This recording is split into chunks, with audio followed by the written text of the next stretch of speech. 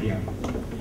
Okey, kebanyakan orang menyangka oleh kerana kesalahan-kesalahan itu adalah kesalahan had dan kisas mengikut hukum syara, dan oleh kerana agama Islam terletak di bawah bidang kuasa negeri, maka Badan Perundangan Negeri boleh membuat undang-undang sedemikian. Paling tinggi anggapan itu hanya separuh betul. Di Malaysia, apa-apa undang-undang yang tidak dibuat mestilah selaras dengan Perlembagaan Persekutuan. Seperti yang saya telah sebut tadi, ada di antara kesalahan yang terletak di bawah bidang kuasa persekutuan dan Mahkamah Sivil. Jika kesalahan-kesalahan itu dijadikan kesalahan-kesalahan di bawah undang-undang negeri, ia adalah tidak keperlembagaan dan tak sah. Jika ia dilakukan juga oleh Badan Perundangan Negeri, pemakaiannya tidak boleh meliputi orang-orang bukan Islam. Sebabnya ialah perlembagaan hanya memberi kuasa kepada Badan Perundangan Negeri membuat undang-undang yang terpakai kepada orang Islam saja. Okey. Kemudian saya teruskan. Kerap kali kita dengar orang berkata bahawa kesalahan-kesalahan itu hanya akan terpakai kepada orang Islam saja. Pada saya ini pun hanya separuh betul. Sebabnya ialah, pertama, bagi kesalahan-kesalahan jenayah persekutuan, kesalahan-kesalahan itu bukanlah undang-undang peribadi atau personal law atau kesalahan-kesalahan terhadap seluruhan agama, offences relating to precept of Islam, seperti yang diperuntukkan dalam Senarai 2 negeri. Ia adalah undang-undang awam. Kesalahan itu adalah kesalahan terhadap negara. Di England, against the king lah dia kata, bukan hanya terhadap mangsanya. Sebab itulah pendakwaan dilakukan oleh pendakwa raya bagi pihak negara. Kedua, ini udah saya yang kedua.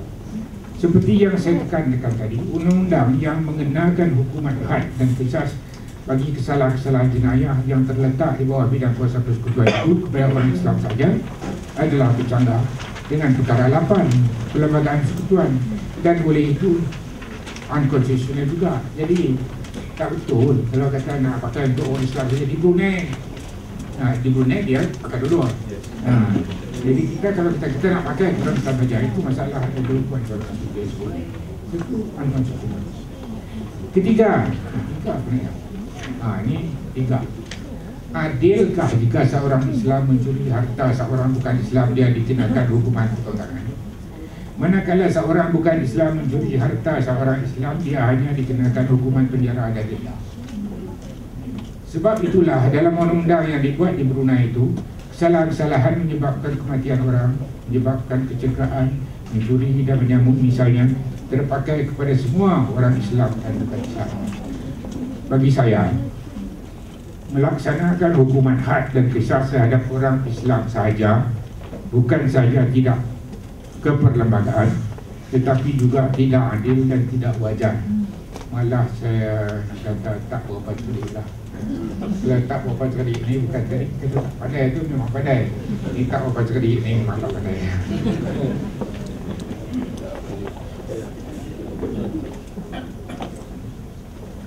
Satu perkara yang perlu disebut di sini ialah sekurang-kurangnya terdapat satu kesalahan Puan Arus yang tidak boleh diperuntukkan baik dalam undang-undang persekutuan maupun undang-undang negeri, kerana ia akan bercanggah dengan Perlembagaan Persekutuan. Kesalahan itu ialah, saya gunakan perkataan yang dipakai di Brunei, irtidat, atau seorang Islam mengisytiharkan dirinya bukan Islam tetapi murtad. Dalam perintah kanun hukuman jenayah syariah Brunei, kesalahan itu membawa hukuman mati. Di Malaysia, peruntukan seperti itu semestinya bercanggah dengan peruntukan perkara 11 Perlembagaan Persekutuan. Brunei tiada halangan keperlembagaan untuk memperuntukkan kesalahan seperti itu, kerana ia tidak ada peruntukan seperti perkara 11 dalam perlembagaan. Malah jika ada pun ia boleh tidak dipedulikan atau boleh dipindah oleh Sultan. Baik, ini banyak saya punya komen lah sekarang. Kerap kali orang menyangka bahawa mereka boleh melaksanakan hukum Allah menggunakan ungkapan mereka hanya dengan semangat yang berkobar, tangan yang digenggam dan pekikan takbir yang memekak. Mereka menyangka tidak kira apa persediaan yang dibuat, bagaimana ia dilakukan, ia semestinya akan berjalan dengan baik, menjamin keadilan dan berjaya, semata-mata kerana mereka melaksanakan hukum Allah, atau mereka langsung tidak berfikir mengenainya. Mereka lupa bahawa sunnah Allah, sunnatullah berlaku di mana-mana. Tentera Islam yang diketuai oleh Rasulullah sendiri pun pernah kalah dalam perang Uhud, bukan kerana tujuan mereka tidak baik, bukan kerana iman mereka berkurangan, tetapi kerana pasukan pemanah tidak mematuhi arahan, meninggal posisi mereka untuk merebut harta rampasan yang membolehkan Khalid ibn Walid dan pasukannya memusing dan menyerang dari arah yang berlainan. Dalam melaksanakan undang-undang pun serupa. Undang-undang mana pun saya kata serupa. Tidak kira undang apa yang hendak dilaksanakan. Jika ia tidak dilaksanakan dengan betul, cekap dan jujur, ia boleh membawa kepada ketidakadilan. Itu sunnatullah yang saya faham. Pelaksanaan sesuatu undang-undang bukanlah tamat dengan penguatkuasaan. Lebih penting ialah bagaimana pelaksanaan itu berjalan. Apa kesan dan akibatnya? Adakah ia membawa kepada keadaan masyarakat yang lebih aman dan tenteram? Dan adakah ia meningkatkan tahap keadilan di sebuah negara itu? Kejayaan pelaksanaan hukuman had bukanlah terletak kepada berapa banyak kepala dipancung, berapa orang direjam dan berapa banyak tangan dipotong. Dari apa yang kita baca mengenai apa yang berlaku di Pakistan, Nigeria dan Sudan, nampaknya pelaksanaan undang-undang itu masih belum boleh dikatakan berjalan dengan licin dan meningkatkan keadilan. Kita baca mengenai ketidakadilan kepada wanita-wanita bangsa Rogol yang berakhir dengan dihukum kerana berzina, kerana mereka tidak dapat mengemukakan saksi-saksi secukupnya dan mereka hamil.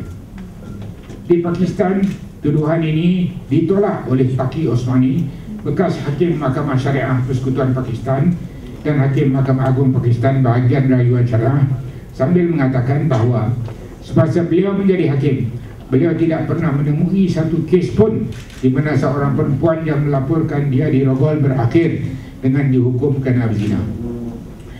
Kita terima kenyataannya. Tetapi bagaimana dengan kes-kes yang tidak pergi kepadanya, terutama sekali di kawasan-kawasan pedalaman? Kita tidak tahu hakikat yang sebenar. Apa yang kita pasti ialah, setelah saya petik kata-kata ini, berlaku tunjuk perasaan setiap hari, kataan yang saya petik. Setelah berlaku tunjuk perasaan setiap hari, kesalahan Rogol dikeluarkan daripada hudud ordinance Pakistan dan dimasukkan semula ke dalam penal code dan dibicarakan semula oleh Mahkamah Sivil sampai hari ini. Mungkin tuan-tuan tak tahu. Di sini saya memetik Dr. Anwarul Haq, seorang rakyat Pakistan yang berkhidmat dengan kerajaan Brunei selama kira-kira 30 tahun sampai sekarang. Saya kenal beliau sebab kami duduk dalam jalan kuasa yang sama. Ini saya petik kata-katanya. Baik, soalan, mengapa berlaku tunjuk perasaan setiap hari? Dan mengapa kesalahan Rogol saja yang dikeluarkan daripada hudud ordinance dan dimasukkan semula ke dalam penal code? Semestinya tunjuk perasaan itu ada kaitan dengan kesalahan Rogol. Mengapa? Okey, fikir balik tadi apa ni kata tadi. Sekarang mengenai Nigeria. Saya bertanya Hakim Ibrahim Bakar, kawan saya, Ketua Hakim Mahkamah Tinggi Wilayah Persekutuan Abuja, yang macam Putrajaya lah, mengenai pengalaman di Nigeria. Dalam jawapannya kepada saya melalui email pada 10 Disember tahun 2013, beliau berkata, dan saya petik sepenuhnya apa yang mereka kata kepada saya, beliau hantar kepada saya dan saya terjemahkan sendiri ke bahasa Melayu.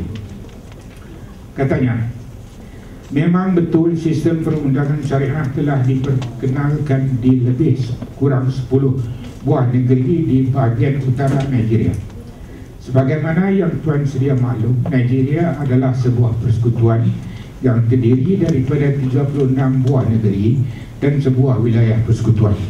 Sistem itu telah diperkenalkan di negeri-negeri itu secara tergesa-gesa dan lebih kerana keuntungan politik daripada pentingnya dan keperluannya. Tambahan lagi, idea itu timbul di negeri-negeri itu dan diperkenalkan tanpa rundingan dengan kerajaan persekutuan. Di Nigeria, ini interesting. Jabatan polis, jabatan penjara dan undang-undang keterangan Evidence Act terletak di bawah senarai bidang kuasa eksklusif kerajaan persekutuan. So, ada kes orang bila apa kat polis tak tahu lah. Negeri mana? Carilah polis negeri, tak ada apa. Right. Tanpa peralatan itu, saya sambung, saya baca balik lagi apa yang hakim kata. Tanpa peralatan itu, keadilan jenayah tidak boleh ditadbirkan dengan berkesan. Keadaan ini telah memberi kesan pada inovasi itu.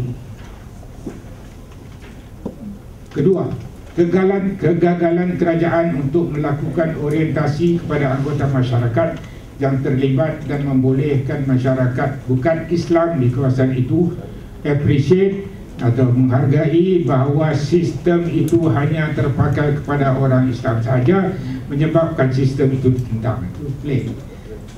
Yang menentang pula orang bukan Islam kerana mereka sangka terpakai pada mereka. Kebanyakan pengamal undang-undang tidak mahir dalam syariah. Ini dia sambung. Ini juga adalah satu faktor yang menghalang kejayaan pelaksanaannya. Kesimpulan beliau, pengenalan keadilan jenayah syariah disebabkan oleh faktor-faktor ini dan lain tidaklah boleh dikatakan satu usaha yang berjaya. Malah di kebelakangan ini kita tidak langsung mendengar hukuman hudud dikenakan. Kebanyakan jika tidak semua hukuman yang telah dijatuhkan telah dibuat rayuan. Dalam keadaan itu, jawapan saya pada soalan tuan ialah pelaksanaan hudud tidak atau masih belum diterima sepenuhnya. Baik, lebih kurang 10 itu habis apa yang beliau kata. Lebih kurang 10 tahun dulu di satu persidangan di IKIP, Profesor Dr. Ibrahim Sulaiman daripada Center of Islamic Studies Ahmadi Bello University Nigeria antara lain mengatakan bahawa pelaksanaan syariah di Nigeria berlaku dengan cara mengejut dan tergesa-gesa. Dalam satu rencana bertajuk Enforcement of Hudud Punishment under Islamic Law in Nigeria, Implications for Plural Legal System yang ditulis oleh Aminu Adamu Bello dari Faculty of Law, University of Abuja, Nigeria.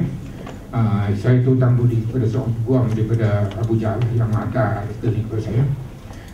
Penulis itu merumuskan seperti dan saya terjemah. Data tidak menyokong kenyataan bahawa pelaksanaan hukuman hudud mempunyai apa-apa kesan ke atas kelakuan antisosial itu, utama sekali rompakan bersenjata di negeri-negeri itu. Mengikut rencana itu, saya petik, setakat ini terdapat tidak kurang daripada 23 orang yang sedang menunggu hukuman potong tangan dan kejam di negeri Bauchi sahaja.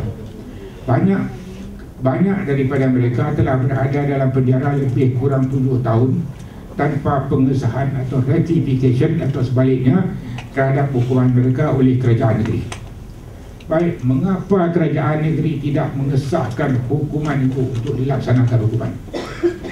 Jawapannya, saya petik, Gubernur itu mengatakan bahawa mereka tidak dapat mengesahkan hukuman-hukuman itu kerana hakim-hakim Mahkamah Syariah telah menjatuhkan hukuman-hukuman itu dengan tergesa-gesa tanpa mematuhi proses perundangan.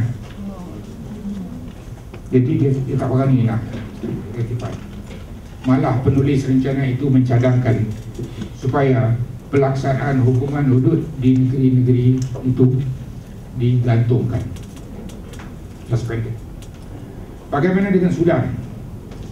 Saya cuba mendapat, termasuk melalui rakan-rakan akademik, orang-orang yang mempunyai maklumat terus mengenai keadaan di Sudan untuk menjelaskan kepada kita keadaan yang sebenar di Sudan, tetapi malangnya tak berjaya.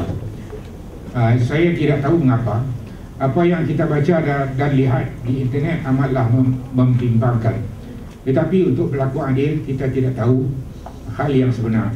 Maka saya hanya akan memetik dua kenyataan saya. Pertama, saya pernah membaca satu rencana, memanglah saya tak dapat nak carinya semula, yang mengatakan bahawa atas sebab-sebab politik, satu malam Presiden Jaafar Namiri muncul di televisyen dan mengisytiharkan bahawa mulai jam 12 malam ini syariah akan dilaksanakan sepenuhnya di Sudan. Esoknya semua aktiviti terhenti. Polis tak tahu apa nak buat, pendakwa tak tahu apa nak buat, hakim tak tahu apa nak buat. Peguam-peguam dilaporkan berlari-lari ke kedai-kedai buku untuk mencari buku-buku berkenaan dengan jenayah syariah jika ada. Ini yang kedua yang saya petik. Kita juga membaca bahawa dalam bulan Mac tahun 2013, Timbalan Hakim Besar Sudan Abdul Rahman Sharfi membuat satu kenyataan, membuat satu pengumuman bahawa, ini katanya, jika doktor-doktor enggan memotong tangan penjenayah yang disabitkan oleh mahkamah, kerajaan akan melatih hakim-hakim untuk melakukan itu. Baik, saya kecil. Malahan beliau juga mencadangkan supaya doktor-doktor yang enggan melaksanakan hukuman itu didakwa. Hopefully not for everything. Sebab kalau everything, hukuman potong tangan juga habis doktor tangan. Saya tidak akan berhujang mengenai kewajiban melaksanakan hukuman-hukuman itu kerana saya bukan seorang ulama. Tapi saya ingin menarik perhatian kepada dua perkara saja. Pertama, kita tahu bahawa Umar bin Khattab, Khalifah Islam yang kedua, pernah tidak melaksanakan hukuman had bagi kesalahan mencuri di musalan saya. Adakah pendekatan seperti itu hanya diberi khusus kepada Umar bin Khattab dan terpakai di musim kelaparan saja? Ini wacana intelektual, ya, bukan ceramah agama, bukan kuliah subuh. Jadi impossible. Kedua, matlamat undang-undang jenayah bukanlah untuk mengenakan hukuman, termasuklah sesuatu jenis hukuman tertentu. Matlamat undang-undang jenayah adalah untuk mewujudkan ketenteraman awam dan melaksanakan keadaan dan melaksanakan keadilan jika berlaku pelanggaran terhadapnya. Hukuman adalah alat untuk mencapai matlamat tersebut. Alat bukannya matlamat. Maka bagaimana alat itu digunakan perlu diambil kira. Hasilnya akan menjadi pengukur kejayaannya atau sebaliknya. Mungkin orang akan berhujah bahawa prinsip ini tidak terpakai kepada hukuman had sebab ia adalah hak Allah. Soalan saya, jika demikian, bagaimana kita hendak justify tindakan Umar bin Khattab yang saya sebutkan tadi? Jadi tak ada ruang untuk menimbul. Kita belum sekarang balik Brunei. Kita belum boleh membuat penilaian mengenai pelaksanaan undang-undang itu di Brunei kerana ia belum dilaksanakan. Mungkin dalam tempoh 3 atau 5 tahun lagi kita boleh melihat bagaimana pelaksanaannya sebenarnya berlaku dan kesannya. Adakah ia akan meningkatkan tahap pencapaian keadilan? Adakah ia akan mengurangkan kadar jenayah seperti yang telah diharapkan? Adakah negara Brunei Darussalam yang sudah pun aman tenteram itu akan menjadi lebih aman dan tenteram? Setakat ini negara-negara yang melaksanakan hukuman had seperti Pakistan, Nigeria dan Sudan nampaknya masih jauh di belakang berbanding dengan negara-negara yang tidak melaksanakan hukuman had seperti Sweden, Norway, Iceland, Denmark dan Jepun dalam hal ini. Dalam hal ini, ya, mungkin ada faktor-faktor lain.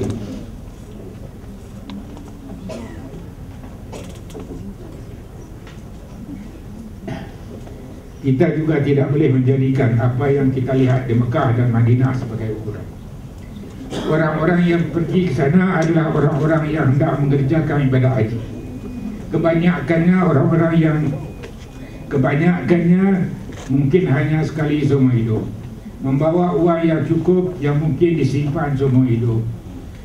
berhasrat untuk mendapat haji yang mabrur, dan kebanyakannya sudah pun lanjut usia dan sudah bertobat. Jadi kita tak mengharapkan bahawa mereka pergi sana untuk melakukan kesalahan jenayah. Jadi bukanlah satu example yang baiklah. Tak boleh kata ini muka apa ni, enggak pada saya. Tapi ini soalan saya, ni banyak soalan. Sebaliknya, tidakkah peraturan bahawa perempuan mesti diiringi oleh mahram yang lelaki? Dan hakikat bahawa hingga ke hari ini perempuan di Saudi Arabia tidak dibenarkan memandu kereta mempunyai kaitan dengan keselamatan diri mereka. You think for yourself. Mungkin Brunei akan membuktikan sesuatu kelak. Kita tunggu dan lihat. Sekurang-kurangnya di Brunei ada satu perbezaan. Di Brunei pelaksanaannya bukanlah kerana survival politik atau untuk memenangi pilihan raya yang terdekat. Kerja-kerja ke arahnya telah berjalan kira-kira 30 tahun dan masih belum selesai. There is a difference. So it's interesting to see. Di Malaysia, saya telah meletak fakta-faktanya di hadapan tuan-tuan dan puan-puan. Tuan-tuan akan fikirlah sendiri dan buatlah penilaian sendiri. Thank you very much. Saya suka akhiri ucapan saya dengan memetik Imam Abu Hanifah. Diriwayatkan apabila beliau ditanya sesuatu fatwa, beliau akan beri fatwanya. Kemudian beliau akan berkata, itu adalah pendapat saya. Jika ada hujah yang lebih baik, ikutlah. Saya melangkah selangkah ke depan daripada dia. Saya kata, jika ada hujah yang lebih baik, saya juga akan mengikutnya. Terima kasih.